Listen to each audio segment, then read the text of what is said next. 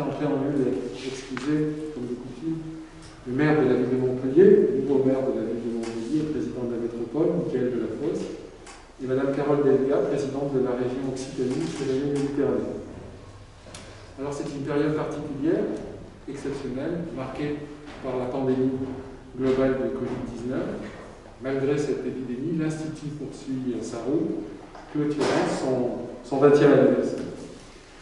L'ouverture de la saison 2020-2021 devait effectivement être marquée par une rencontre le 17 octobre avec l'ancien ambassadeur d'Israël en France, l'université Abel Barnavi, professeur émérite à l'université de Tel Aviv, et Michael Delafosse.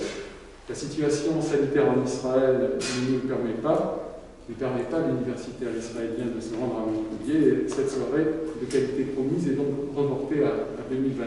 Soyez assurés qu'ils seront présents et qu'ils seront heureux de vous rencontrer dès que la situation le permettra.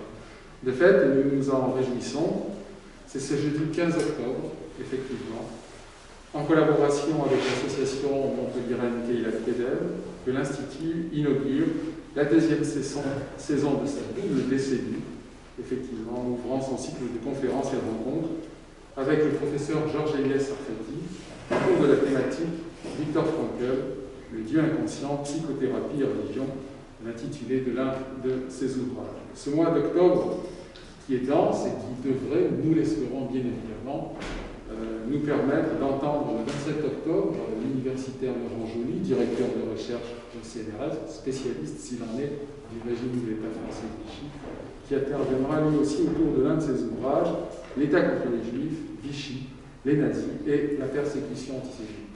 Puis 2 jours après, avec Arnaud Benedetti, spécialiste de communication, qui est professeur associé à la Sorbonne, on voit régulièrement sur les plateaux télé des chaînes de l'information continue, évoquer une question très actuelle: la communication a-t-elle remplacé la politique? La communication a-t-elle remplacé la politique?